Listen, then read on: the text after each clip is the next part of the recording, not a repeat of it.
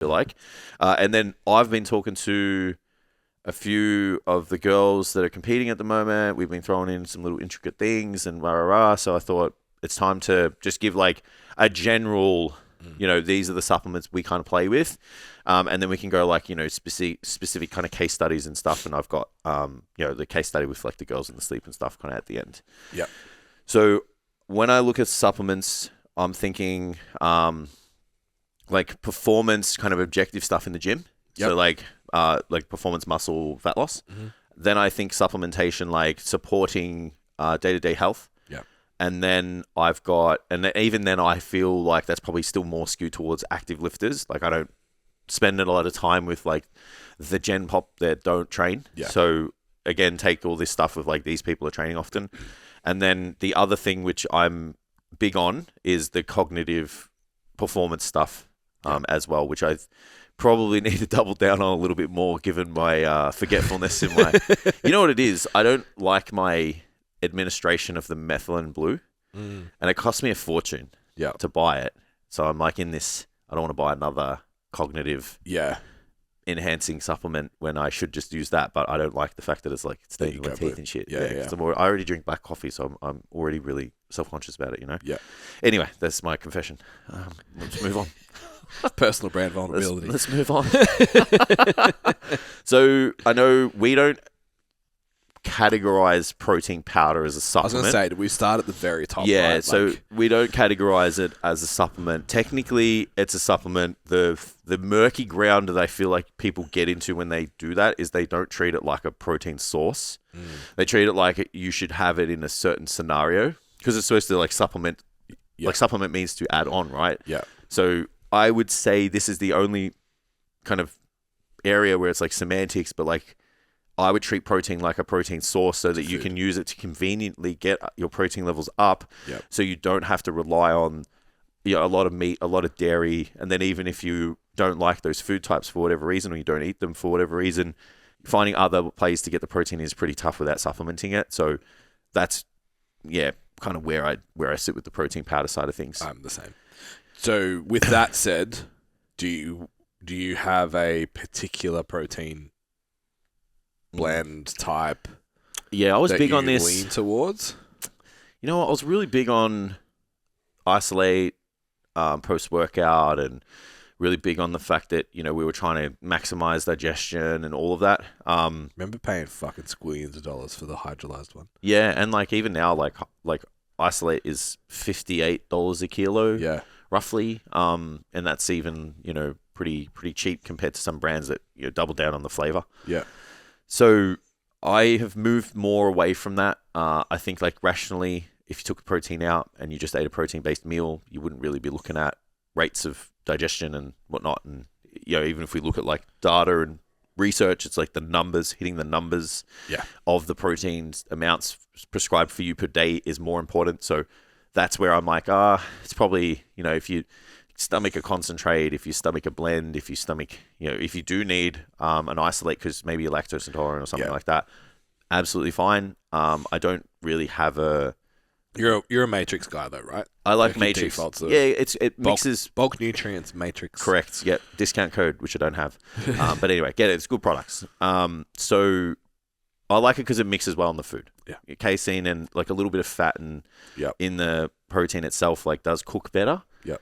But if someone said to me like, hey Jay, like I'm doing the isolate, sits well with my stomach, digest it really well. Yeah. Those types of things, I'm like, absolutely no problem. I think it's important more to expose the other way because people think they have to get the isolate, the whatever, the one they're like, fuck. Yeah, people ask me all the time when I put a photo up of the Matrix, like, why do you get that one? I'm like, it's cheap and it mixes well. Yeah. I'm like, and they're just like, really? Yeah. I'm like, yeah, man. Like, yeah. Do you care if you eat a steak and like, even if you eat mince and rice and a little bit of coconut oil or something? Yeah. It's like, are you worrying about how fast that gets into your blood compared to, your isolate? So I think, I don't look at those things. Probably people banging their heads at me saying like, whatever, like, we're doing okay. What about the digestion, bro? We're doing okay. Yeah. Just to throw another one in there with the protein supplement is the protein water. Yeah, I was also going to be a little specific with the protein as well. Go. Whey. Yeah. like a pea rice blend. Yep. For the amino acid profile to get the same amount of aminos as a first class protein source. I'm not big on collagen and stuff. Like I don't really see the evidence to support that it's better than, or a substitute for like a whey or something like that. I think like if you're going to use that, you'd probably still need to look at, getting your other aminos in and stuff. But if you're eating meat and all that kind of stuff throughout the day, then I guess you're probably getting a good enough mix. But yeah, I know. I feel like the jury's a little bit out on the way I collagen. understand the collagen argument, and I posted about this last year, if you're eating 2+ grams per kilo of body weight, you have because collagen isn't special, it's 3 amino acids. Correct. That if you have whey protein, those amino acids are there, but not in the same concentration. Correct, yeah. But if you eat 2 grams per kilo of body weight of protein per day, you're probably getting the 3 amino acids that make up collagen. And the other 8 essential and 9 non-essential. Everything else. Yeah. Over a day that's substantial enough to still get the tendon, the skin repair, the fucking hydration of the cell that makes you look young. Like you'll be getting all of that anyway. In saying that, like the protein water that I get is more from a digestion flavor profile that I'll have during training. Yep. Has collagen in it, but that's definitely not why I buy it. It's not the choice. If anything, I wish it didn't. Yeah, you're not choosing it because that's what gives it that chalky kind of flavor, yeah? Or that chalky feel. I don't. The Muscle Nation one is unreal. Oh, yeah? Like I'll have to check it out. Yeah, like it bothers me because everything else Muscle Nation, I'm kind of like, oh, there's so much shit in it. Okay. I'm not that guy, but I'm that guy. You know what I mean? I'm going to respectfully cut you off because we have like 19 supplements to get through. Go. And we're like, protein. Yeah, let's just talk about protein for an hour. So great for post-training convenience, during travel, hitting your protein targets with a busy lifestyle. So I wanted to do benefit and use case. Yep. So everyone's got practical application. So then we got caffeine. So the first four in my opinion is just like everyone. It's like protein powder, caffeine, creatine, electrolytes. It's like if you think about like how am I going to approach maximal performance in the session, doesn't matter if it's muscle gain, fat loss, whatever. You need protein before you train, probably some caffeine to help you, focus and produce maximal output. Creatine is going to help you with your performance. Electrolytes are going to help with your performance, your hydration during your session. You do all of those and then probably stack some carbs. You're Gucci, man. Yeah. Like in terms of pre-workout nutrition. So caffeine boosts strength, endurance, increases alertness, provides a small thermogenic effect if somebody's worried about potentially burning fat. Pre-training is the best way to use it. We lean on it a little bit more in a cut because it does have appetite suppressing effects that are minor. But again, it's like you've got to think about the cascade or like the domino effect that happens when you increase the caffeine intake. So trying to limit the caffeine intake to the AM, thinking about the fact that it's got a half-life of 9 hours, which means it's like half the caffeine's gone in the 9 hours. And it's like most people have a couple of serves every 3 hours. So it's just like compounding the concentration of, caffeine in the system. And then that's got competition at like the adenosine receptor to keep the person awake. And then we've got things trying to drive sleep drive. So keeping it 8 to 9 hours before bedtime, no caffeine. I think after that, you're kind of good. Some people metabolize caffeine a bit faster than others. I don't think you're ever going to know, though. Like, I'm pretty sure there's an enzyme in the liver that people will produce in different amounts. Maybe that's why fucking Europeans can have a fucking short mac, like, after a meal at 7:30 and go to bed. But it's a really effective supplement for many benefits. Agreed. Yeah. Yeah. Yeah. Where you sit dosages? I just go like big person, small person. So I'd say like there's specific like milligrams per whatever. I just can't remember off the top of my head, but I would say like big person, we're going to go like 85 kilos plus, probably like 400 to 500 milligrams per day. Small person, sub 85 kilos, 300 to 400 milligrams per day. I'd say is just like a rough guide, but you can get those values So really fast. Personal tolerance will play a huge role in that as well. Yeah, even just type of caffeine too. Yeah. Some people are really sensitive to like those energy drinks. Are really sensitive to coffee. I'm not very sensitive to coffee.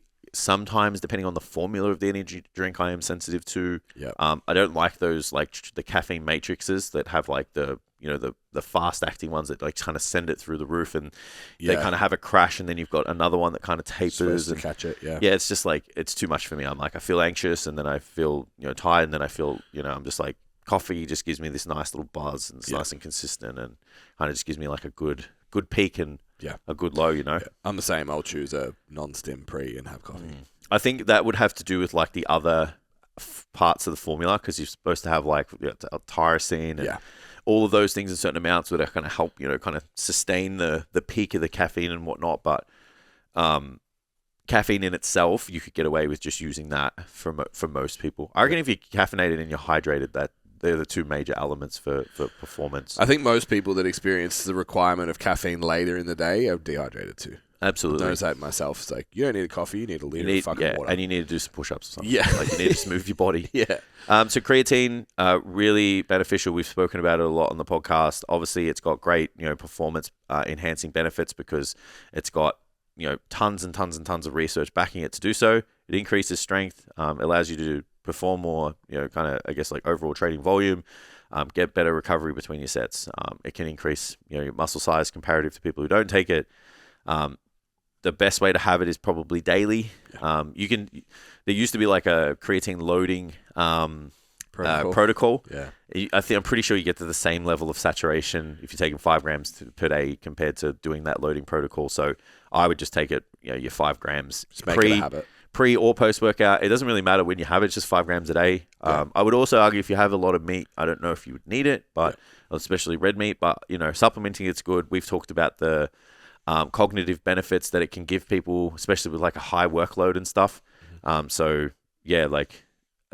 can use it for other things cognitively as well. And then I've saw some really cool stuff about macrodosing it for people with like Alzheimer's and shit. Yeah.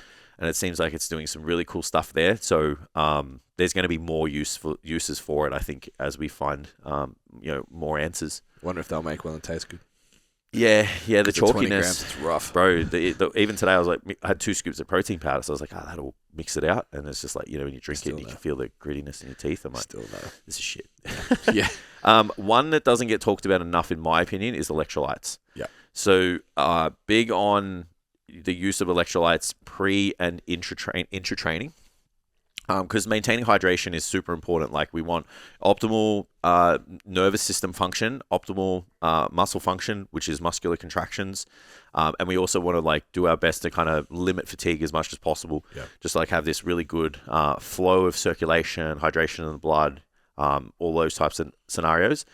So a electrolyte formula would be really good. I've found that just drinking coconut water, if you like it, with, again, just a couple of cracks of sea salt is probably the easiest way to get it down. But you can do like an electrolyte blend. Really pumping their tires up. But again, bulk nutrients do like a pretty good one. That's flavored as well, and it's got a little bit of carbs in it for, obviously transportation and all of that. But use case would be, long training sessions, warmer climates. If you're someone who sweats a lot, they would be scenarios where you would want to have a little bit more than others, but I would argue that everybody would need it. Yeah. Because even you still perspire if you don't Doing sweat. nothing. Yeah. Yeah, like I'm perspiring at the moment. It's like you still need to kind of transfer that that fluid or exchange that fluid and stuff. So that would be an absolute must for me. Yep. Last one, which I put in there for the boys. I mean, the girls can have it too, but it's just like, you're not going to have... I very rarely give glycerol to... the girls, but it's more, I guess, like for a vasodilator, like increases pump, hydration in the actual muscle cell itself. So it's cool in a cut because if you're worried about not feeling full and pumped up, like it can kind of just give you that, temporary pump feeling. Inflated. It's also great to use in like a scenario where you do need to look kind of full overall. So we'll use it in sometimes in peak week for contest prep. We'll use it for photo shoot preps and things like that. But it's like, again, if you look at the scenario here, amino acids pre-training, caffeine to stimulate the nervous system and the alertness. Then you've got creatine to help with performance, electrolytes to help with performance, and glycerol to help hydrate the cell and fill it up. Yeah. That is almost like the perfect formula for me. Yeah. And if I actually look at my pre-workout formula, it's basically all of those. Yeah, and it's interesting when you start to look at, because I was chasing electrolytes this and more stuff, and I was like, oh, my non-stim pre has all of that. Yeah, because it is. Yeah. 100%. So actually starting to look at, your labels. Most pre-workout formulas will go down the route of hydration. Yeah. Because it makes perfect sense. Like, Yeah. hydrate the system before you go I get in. the best pumps, bro. It's like, Yeah. because you got some electrolytes. 100%.